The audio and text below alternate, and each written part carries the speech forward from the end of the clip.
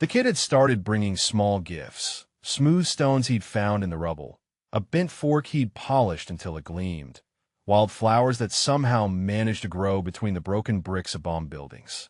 Tommy Rossi watched Klaus approach the morning fire with that same cautious hope, his skeletal frame swaying slightly in the early May sunlight that cut through the ruins of Stuttgart's industrial district. The boy couldn't have been more than 8 years old, with hollow cheeks and eyes that had seen too much for someone who should still believe in fairy tales. In the basement of the bombed factory, Ingrid pressed her hand over little Liesel's mouth, willing her daughter to stay silent as the rumble of American engines grew louder. The sound had haunted her dreams for weeks, that unmistakable growl of liberation that felt more like occupation when you were on the losing side. Through the crack in the foundation, she could see boots, olive-drab uniforms, young faces that looked nothing like the propaganda monsters she'd been taught to fear. "Shoo," Ingrid murmured to Klaus, though her heart hammered against her ribs like a trapped bird. The Americans were coming. Everyone knew it, but knowing and seeing were different things entirely. The rumble started low like distant thunder, then grew into the unmistakable growl of engines. Ingrid's breath caught as the first Jeep rolled past their window, its olive-drab paint chipped and mud-splattered. American soldiers sat inside, their helmets tilted back, cigarettes dangling from their lips. One of them laughed at something his companion said, the sound carrying through the broken glass above. They looked so ordinary, so tired, nothing like the propaganda posters that had covered every wall in town for years, depicting Americans as savage beasts with bloodied fangs and claws. These were just young men, some barely older than boys, drinking coffee from metal cups and sharing what looked like candy bars. "Mama, I smell food," Klaus said, his voice barely a whisper but urgent with desperate hope. Ingrid smelled it too, the rich, foreign scent of American rations cooking over a small fire somewhere nearby. Her stomach twisted with a hunger so deep it had become a permanent ache. When had any of them last eaten a full meal? When had little Liesel last spoken above a whisper? "We stay hidden," Ingrid said, the words automatic. It's what she told herself for months. Stay hidden. Stay alive. Trust no one. But Klaus was already moving, his skeletal legs carrying him toward the basement stairs with a determination that terrified her. "Klaus, no," Ingrid hissed. But he was 8 years old and starving, and the smell of real food was stronger than fear. Ingrid watched in horror as her son pushed open the basement door and stumbled into the morning light. Her legs felt frozen to the floor, every instinct screaming at her to grab him, pull him back, keep him safe. But safe from what? Death by starvation or death by American bullets? What kind of choice was that for a mother to make? Through the window, she saw Klaus emerge onto the street, swaying slightly as his eyes adjusted to the sunlight. He looked like a ghost child, pale and thin, his clothes hanging off his frame like rags on a scarecrow. 50 meters away, around a small cooking fire, 3 American soldiers sat on wooden crates, steam rising from their meal. One of them noticed Klaus first, a young soldier with kind eyes and auburn hair, probably no older than 25. He said something to his companions, pointing toward the boy. Ingrid's heart stopped. This was it. This was how her son would die, shot down in the street for the crime of being German and hungry. But the young soldier didn't reach for his rifle. Instead, he stood slowly, his movements careful and unthreatening. He said something in English, his voice gentle, then reached into his pocket and pulled out a rectangular brown package. Ingrid had seen enough American supplies to recognize it. A candy bar. The soldier, whose name patch read Rossi, held it out to Klaus with a small smile. The boy hesitated, his body trembling with equal parts hunger and terror. Tommy Rossi took another step forward, keeping his movements slow and deliberate like he was approaching a wounded animal. He'd seen that look before in the eyes of displaced children across France and Belgium. That terrible calculation between fear and starvation. The candy bar sat in his outstretched palm, a small brown rectangle that represented more than chocolate. It represented a choice, a bridge across an impossible divide. Klaus's hand shot out suddenly, snatching the candy with desperate speed before retreating several steps. He tore into the wrapper with shaking fingers, cramming the chocolate into his mouth so fast he nearly choked.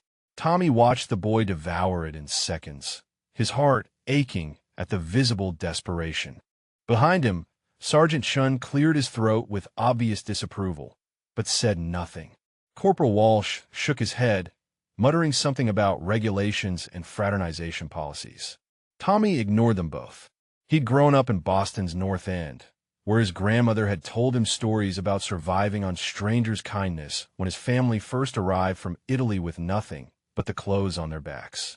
She taught him that hunger had no nationality, that children were children no matter what flag flew over their heads. Klaus finished the candy and stood there, chocolate smeared across his gaunt face, staring at Tommy with a mixture of gratitude and lingering suspicion. Tommy gestured toward the fire, toward the pot of coffee and the rations they'd been heating. The boy didn't move. Smart kid, Tommy thought. Trust had to be earned, especially when trust had been weaponized for so long. The next morning, Klaus appeared again. Same cautious approach, same hollow eyes, but this time he carried something in his closed fist. Tommy watched from his position by the fire as the boy stopped at what seemed to be an invisible boundary line, about 10 meters from the American encampment. Klaus opened his hand slowly, revealing 3 smooth stones he'd found somewhere in the rubble. They'd been polished until they gleamed, probably rubbed clean with spit and determination. The boy held them out like an offering, like payment for kindness received. Tommy felt something crack inside his chest. He stood and walked forward, accepting the stones with the same solemnity Klaus had offered them. He examined each one carefully, nodding his approval before tucking them into his breast pocket.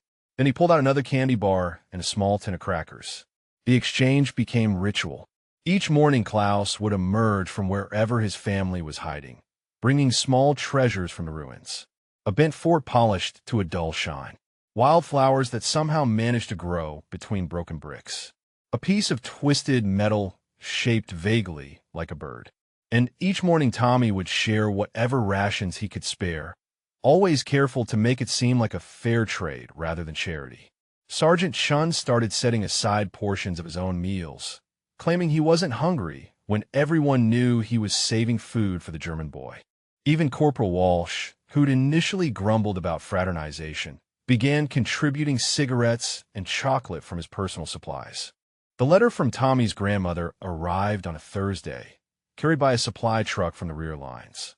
Her handwriting was shaky but determined, the words in Italian that Tommy translated aloud to Chun as they sat by their evening fire. She says she's proud of me, Tommy said, his voice thick with emotion.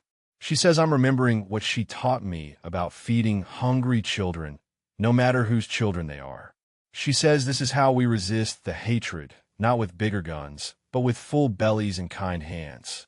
Chun nodded, understanding completely.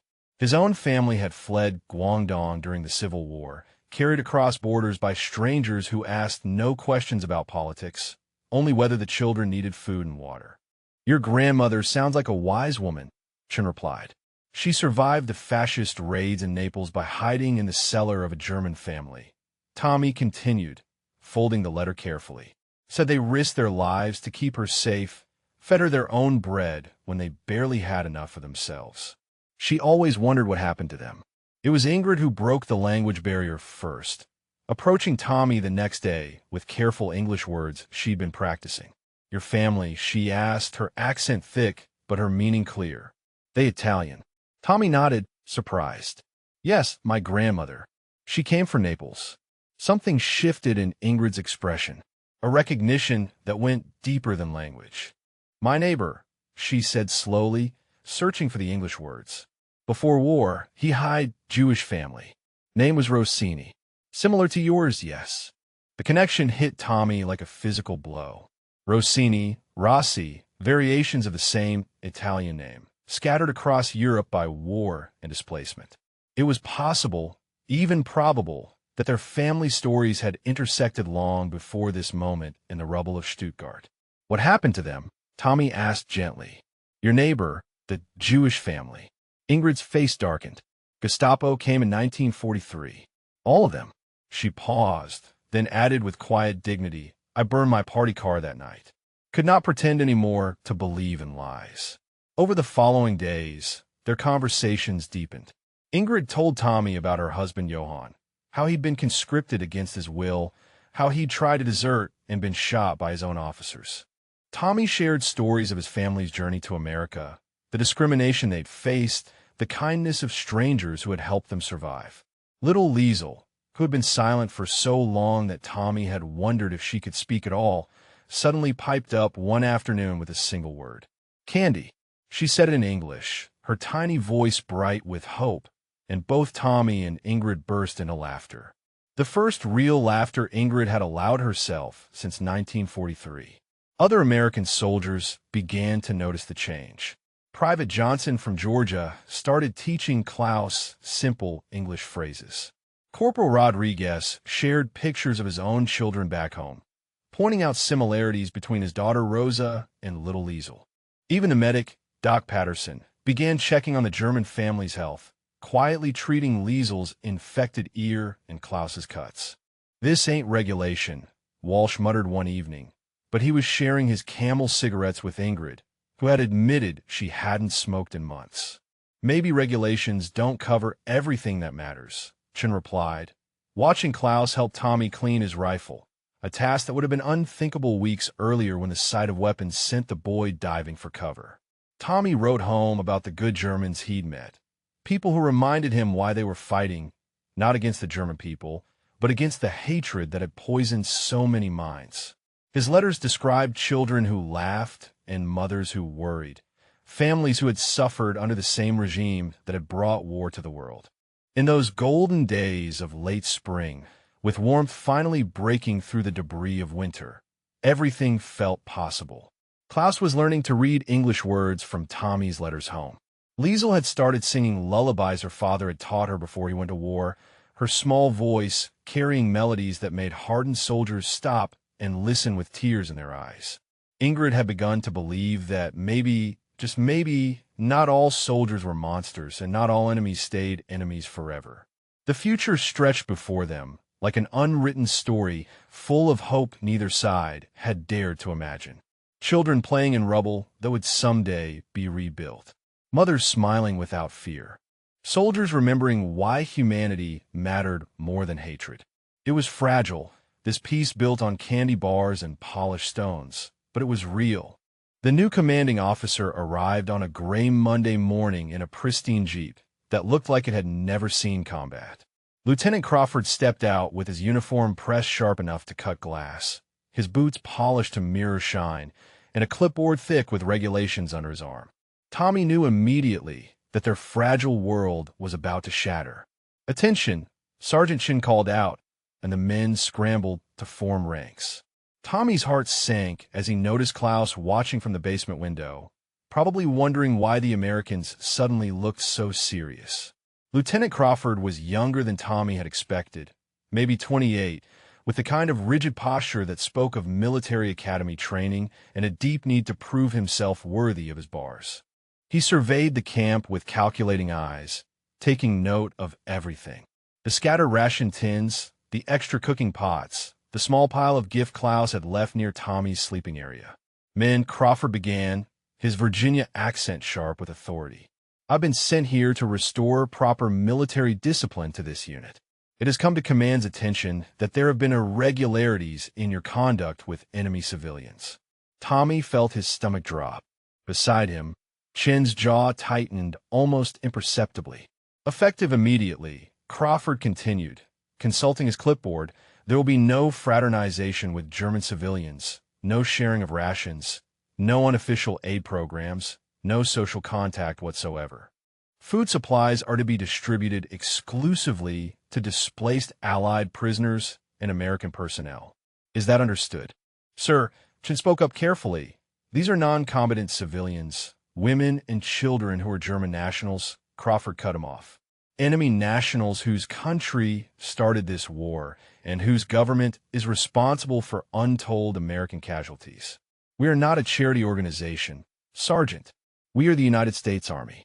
Tommy watched through the window as Ingrid emerged from the basement, probably expecting their usual morning exchange. She had Klaus and Liesel with her, and Liesel was clutching the small stuffed bear that Doc Patterson had carved for her just days ago. They looked so hopeful, so trusting, that Tommy felt something break inside his chest.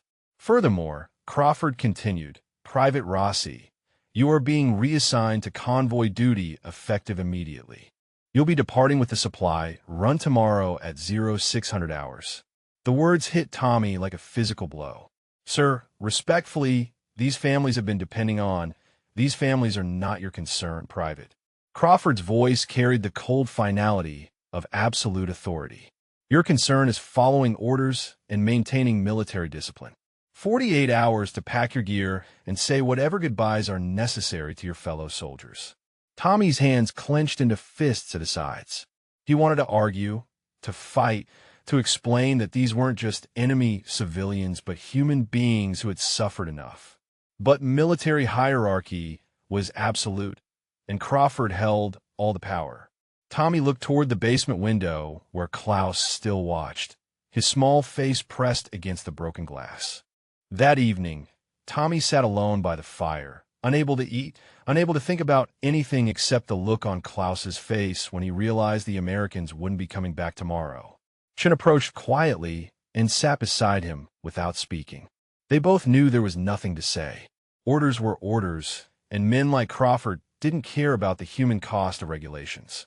The other soldiers packed up the extra cooking pots in silence. Walsh stubbed out his Camel cigarette with more force than necessary. Rodriguez tucked away the photos of his children, his jaw tight with suppressed anger. Doc Patterson cleaned his medical supplies with mechanical precision, avoiding everyone's eyes. They all understood what was happening. Compassion was being crushed under the weight of institutional authority. Kindness was being labeled as weakness. Human connection was being severed by men who valued order over humanity. Tommy tried to sleep that night, but couldn't. He kept thinking about Klaus's polished stones, about Liesel's first word in English, about Ingrid's quiet dignity as she described burning her party card. He thought about his grandmother hiding in a German family cellar, about strangers feeding hungry children because it was the right thing to do. When dawn broke gray and cold, Tommy packed his gear with hands that felt numb. He'd been reassigned before, moved from unit to unit, as the war demanded. But this felt different. This felt like abandoning people who had learned to trust again after every reason to trust had been stripped away. Klaus appeared at the edge of the camp just as Tommy was loading his pack into the convoy truck. The boy didn't approach, didn't call out, just stood there holding something in his hands. Tommy walked over slowly, ignoring Crawford's disapproving glare from across the compound. In Klaus's palms lay every gift Tommy had given him over the past weeks. The candy wrappers carefully folded and preserved. The tin from the crackers. Even a small piece of paper with Tommy's name, written in careful English letters that Klaus had been practicing. "I cannot keep," Klaus said in halting English, his voice breaking. "You go. These yours." Tommy knelt down, so he was eye level with the boy. His throat felt so tight he could barely speak. "No," he managed finally. "Those are yours. You keep them. Remember that not everyone is your enemy. Remember that some people see you as a person, not a nationality." Klaus's thin arms wrapped around Tommy's neck in a desperate embrace. Behind them, Ingrid stood with Liesel, tears streaming down her face. She didn't approach, didn't speak, just stood there holding her daughter while the last thread of hope they dared to feel unraveled completely. The convoy engine roared to life. Chun stood at attention, his face carefully blank. Walsh looked away. Rodriguez wiped his eyes roughly. Doc Patterson clutched his medical bag like it was the only solid thing in a world gone mad. Tommy climbed into the truck, and as it pulled away, he watched through the back window as Klaus stood alone in the rubble, still holding those treasured scraps, still believing that kindness had meant something even as it was torn away.